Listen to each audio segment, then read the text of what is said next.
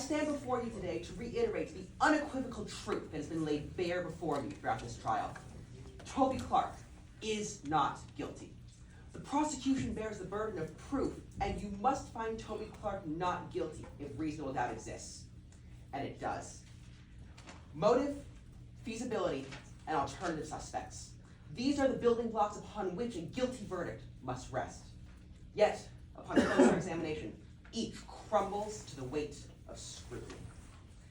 Toby Clark, the defendant, is a woman of integrity and empathy.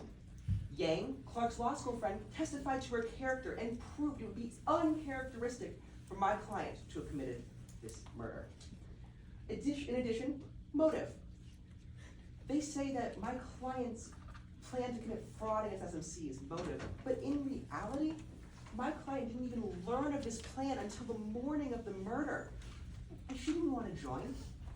This motive simply does not add up. My client testified to having a right rotator cuff shoulder injury, which, as Dr. Turner testified, makes stabbing nearly impossible. A dull champagne saber as a murder weapon. Take a look at exhibits C and G. Looking at those and synthesizing it with testimony from earlier in the case, we know that a perpendicular, forceful, downward stabbing with a champagne saber is the only possible way this crime could have been committed.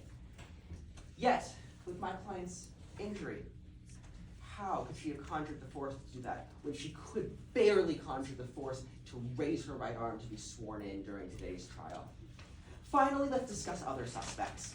Arian, Kieran's brother, testified that Amari, Kieran's other brother, had the next largest share in SMC. Hence, he has the motive, the financial motive to commit this murder. A motive my client doesn't have.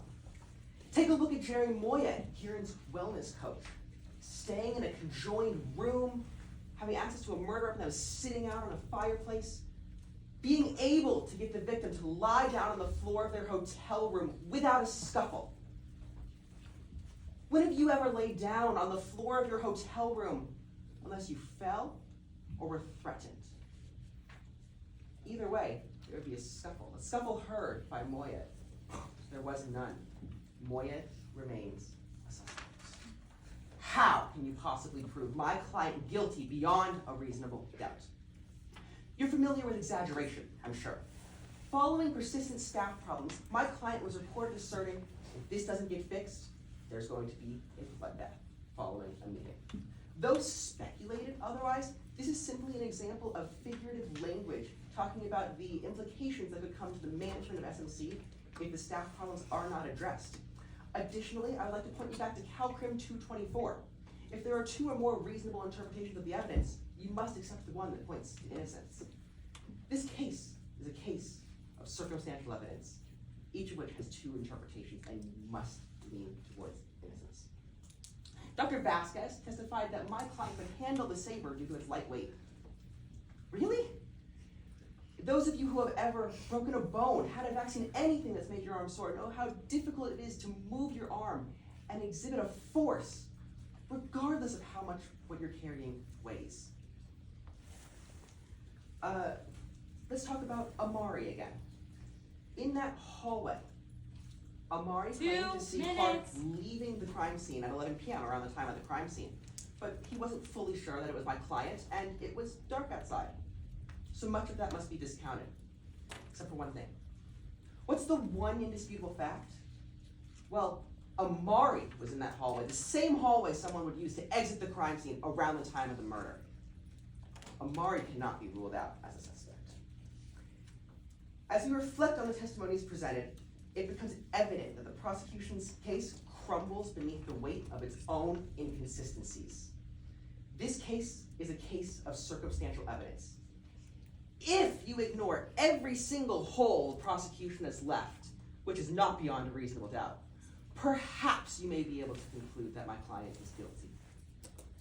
However, what you do not have evidence for is premeditation nor malice aforethought, both of which are requirements under California Penal Code 187 through 189.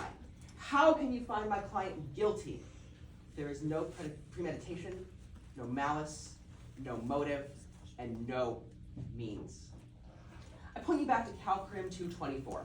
Detective Perrin earlier took the stand and said he knew what it was, and also mentioned that there were two reasonable interpretations of the evidence. He testified that one of them pointed to innocence. The lead detective of this case asserted that there are two interpretations of the evidence, one of which points to innocence. And because of Calcrim 224, you must accept that interpretation. My client is not guilty.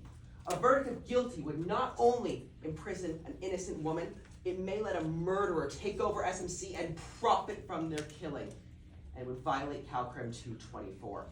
You have one chance and one correct verdict, Your Honor. Not guilty. Thank you.